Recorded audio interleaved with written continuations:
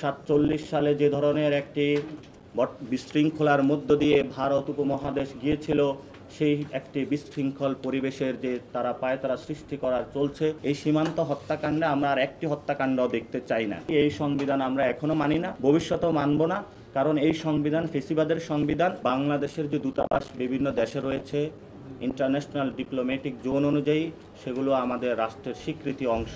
সেই জায়গাতে হামলা নিপীড়ন চালানো আমরা মনে করি বাংলাদেশের সার্বভৌমত্ব যে জনগণ এবং রাষ্ট্র রয়েছে তার উপরে সরাসরি আঘাত। এই জন্য আমরা প্রতিবেশী যে উগ্রবাদী হিন্দুত্ব সংগঠনগুলো রয়েছে, রাজনীতিবৃন্দ রয়েছেন, শুভেন্দু রয়েছেন, মমতা রয়েছেন, সকলকে আমরা আহ্বান জানাবো, বাংলাদেশের ইন্টারনাল বিষয়ে আপনারা অনধিকার চর্চা করবেন না।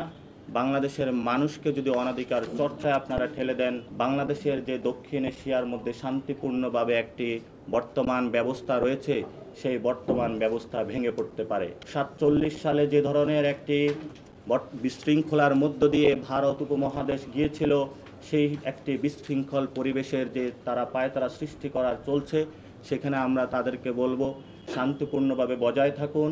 ডিপ্লোম্যাটিক জোন রয়েছে, সেগুলোর মধ্যে আলোচনা রয়েছে, আলোচনার দ্বার উন্মোচন আছে, সকলের মধ্যে আলোচনা করে আমরা একটি শান্তপূর্ণ অবস্থানে আসি। আপনারা ইতিমধ্যেই দেখেছেন সরকার একজন স্পেশাল দূত নিয়োগ করেছেন রোহিঙ্গা বিষয়ে, যেটা আমাদের একটা ইন্টারন্যাশনাল ইস্যু। তো আমরা আশা করি সরকার আরও কিছু উদ্যোগ নেবেন, যে নদী আন্তর্জাতিক যে চুক্তিগুলো রয়েছে সেগুলো অনুযায়ী দ্রুত ব্যবস্থা নেওয়ার, এবং গত 15 বছরে এই বিষয়গুলোতে কথা বলার জন্য অনেক মানুষকে খুন করা হয়েছে, গুম করা হয়েছে, এবং এই খুন বা গুমের যদি কোনো আমরা প্রতিশোধ পেতে চাই, তাহলে এগুলো নিয়ে ইন্টারন্যাশনাল কোর্ট রয়েছে, আন্তর্জাতিক বিভিন্ন সংস্থা রয়েছে, সেখানে সরকারের অতি দ্রুত যাওয়া প্রয়োজন।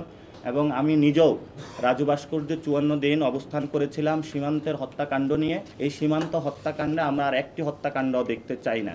যদি সীমান্তে আর একটি হত্যাকাণ্ড হয়, তাহলে আমরা মনে করি বাংলাদেশের জনগণ এ বিষয়ে বর্তমান পরিস্থিতির একটি কড়া জবাব দিতে বাধ্য হবে। বাংলাদেশের চৌকস যারা ডিপ্লোম্যাটিক জোনে রয়েছেন, তাদের মাধ্যমে কোনো বিশৃঙ্খলা না হয়ে শান্তিপূর্ণ উপায়ে এই বিষয়ে একটি নিশ্চিত এবং ন্যায্য সমাধানে তারা আসবেন। এখানে সংবিধান সংস্কার বিষয়ে আমাদের একটি 69 দফার একটি প্রস্তাবনা আমরা রেডি করেছি, সেটা আমরা আগামীকালকে পেশ করব। এবং আমরা শুরু থেকে বলে আসছি 5 তারিখে আমাদের যে সংবিধান রয়েছে সেটা এই গণরায়ের মধ্য দিয়ে, পিপলস সভরেন্টি যেটা রয়েছে, জনগণের উইলের মধ্য দিয়ে এটা বাতিল হয়ে গিয়েছে। তো সেই প্রস্তাবনা আমরা রেখেছি। এই সংবিধান আমরা এখনো মানি না, ভবিষ্যতেও মানব না, কারণ এই সংবিধান ফেসিবাদের সংবিধান। যে বর্তমান যে সংবিধান রয়েছে এটি একটি ফেসিস্ট সংবিধান, এবং এই সংবিধানে গত 15 বছরে খুনের জন্য দায়ী, গুমের জন্য দায়ী, এই বিচার প্রক্রিয়ার জন্য এই সংবিধান বিভিন্ন জায়গায় বাধাগ্রস্ত করছে। এবং আমরা এটাও দেখতে পাচ্ছি বিভিন্ন যে প্রতিষ্ঠান রয়েছে সেই প্রতিষ্ঠানে মুজিববাদের যে দোসরগুলা রয়েছে এবং মুজিববাদের ছবি এখনও ঝুলছে। সেই বিষয়ে সরকারকে দ্রুত সিদ্ধান্ত নেওয়ার জন্য আমরা চাচ্ছি যে এই সংবিধান যেটা রয়েছে দ্রুত বাতিল করে গণপরিষদের মাধ্যমে একটি সুন্দর বাংলাদেশ বিনির্মাণের জন আকাঙ্ক্ষার প্রতিফলিত একটি সংবিধান আমরা চাই। এবং এ বিষয়ে আমরা আগামীকালকে 11টায় হলেও সাংবিধানিক যে প্রতিষ্ঠান রয়েছে সেখানে আমরা প্রস্তাবনা পেশ করব।